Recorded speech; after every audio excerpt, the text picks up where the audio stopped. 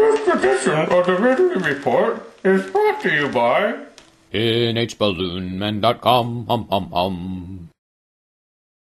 This whole conflict between CNN and the Paul bunch, and now me, sort of, is just endlessly fascinating to me, and I guess partly because I'm sort of involved now. On so many different levels, I think about the questions of press freedom, candidate security, average person security, the dangers of starting to accumulate power, which Ron Paul is now doing. Let's start from some of my concerns about the way that Paul and staff and supporters are treating Dana Bash. And I think I mispronounced her name earlier. Sorry about that. But it is pronounced Dana, and obviously there are some legitimate concerns about her biases and so forth. There's this, of course, this viral meme that's been going around, this video where she accidentally, or maybe not so accidentally, said that she was worried about Ron Paul winning. And, she tries to ask him tough questions, but try as best you can to look at it from the media's perspective. The way it looks when you're a videographer or a news reporter doing whatever it is you're doing, you're almost always on a very difficult deadline. Your job is to ask the most difficult questions you can, if possible, because that's what's interesting. It's not supposed to be your priority to talk to people like me who might want to interview you, so it's no big deal to me that she didn't really want to give me an interview. What, of course, was more disturbing in the last video is the way you saw that videographer of hers, apparently who's very high up in the CNN hierarchy, basically looking at me like he wanted to kill me, just because I took a couple pictures of her. He's relatively close to the president, as best I can tell, and it's very dangerous to have enemies that high up. So that, if nothing else, forces me to be interested in this.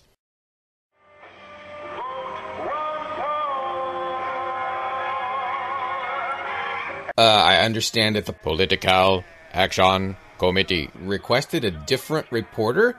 Is this true? Really? You gotta be kidding me. The Political Action Committee gets to pick the reporter? However inappropriate Bash or her man may be, that's not an appropriate response.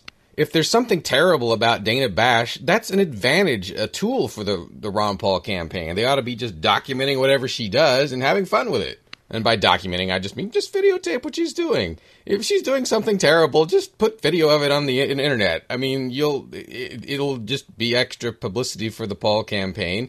It'll be more verification that there's problems with the media. If she's really that bad, and really, I've watched a few videos now, quite a few, all I could really find recent stuff, and she could be worse. She's in the right on multiple occasions where she's in conflict with the Paul campaign. Now, I did notice that on January 10th, even after all this controversy, they did give her pretty good access. They gave her, I think, an interview right before his appearance at his victory, or his second place party. And this was after a lot of the ugliness had sort of already occurred. So it's like they just seem like they're trying to give her multiple chances to speak with them, despite her, being kind of a hostile interviewer. And by the way, this event, which I think they think she interviewed Paul right before this event. This event was spectacular. I've been rating the different events that campaigns have, and I've been rating Romney's events and Perry's events and so forth. And Paul's events. This one, I'm giving this one an A+. There was hardly any restrictions on movement or access. Of course, it was wall-to-wall people, but there was enough room, and there was fun music. There was plenty of alcohol, from what I understand. There were places the media could go for quiet. This was the best political event I have ever attended, maybe ever will attend in my life, and I'm happy to be able to say that. But I will raise questions whenever I get a chance. If I see the Paul movement or campaign or Paul himself starting to step against liberty in any way, and that includes the rights of people who work for CNN. Now, Paul himself and I think the campaign, neither of them have done anything to inflict, damage on CNN's rights or the rights of CNN employees. But some of the Paul supporters are starting to step across the line.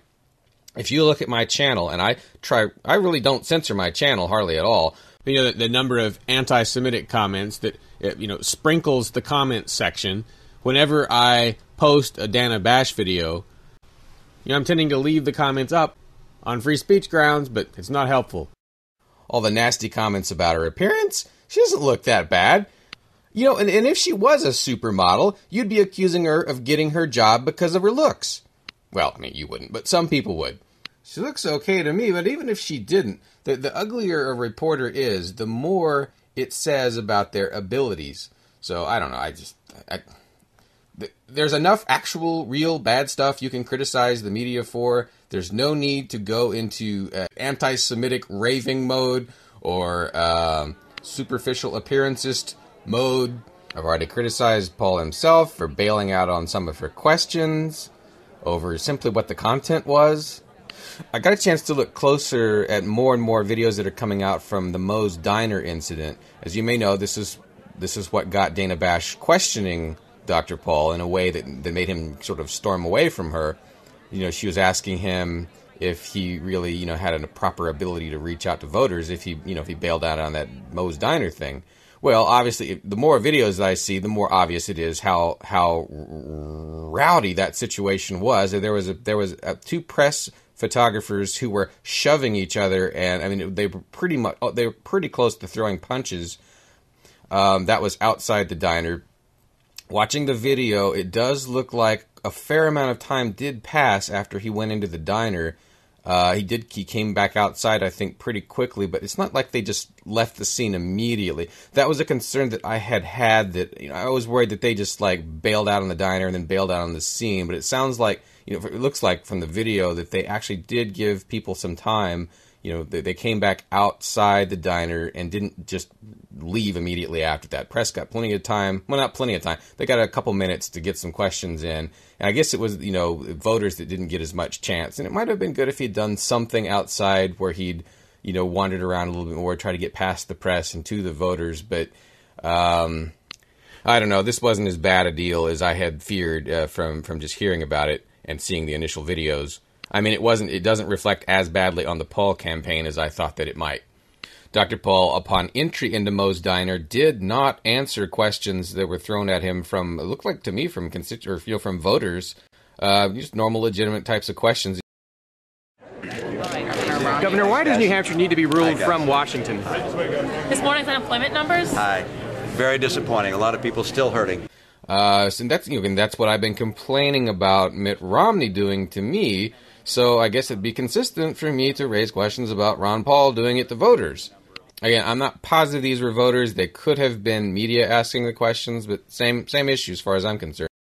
There's a guy over at youtube.com/hellsunicorn out of Maryland, I think, who had some really insightful comments about the Moe's situation the day it happened. And he points out two things. First of all, he said, that's exactly the type of situation that RFK, Robert Kennedy was in when he got assassinated. He was in a media frenzy type situation, and that's where he died, because the confusion makes it easier for something like that to happen, an assassination attempt. I'm not sure that that's something that should drive everyone's thinking, because once you start driving down that security road, you can never be safe. If they want you, you can never be safe. If they want you, they've got you. So I'm not sure that that's the most legitimate concern, but it was an interesting one that I'd never heard before. Anyway, if you look at the video description for this clip, I think I'm going to collect a lot of different videos from YouTube, either about Dana Bash, or about this Moe's Diner incident that sort of is linked. Just check video script, and you'll find a lot more interesting videos about this controversy. If you've got a problem with the way the mainstream media is behaving, I hope you will focus on actual abuses and not makeup or religion, unless you just want to look like a jerk. See ya out there. This edition of the Ridley Report is brought to you by nhballoonman.com, or White H. Marriott for short, featured on the Ridley Report. White makes balloon hats and party animals for your festive event. He also makes it look easy. Deploy him at your next shindig. nhballoonman.com.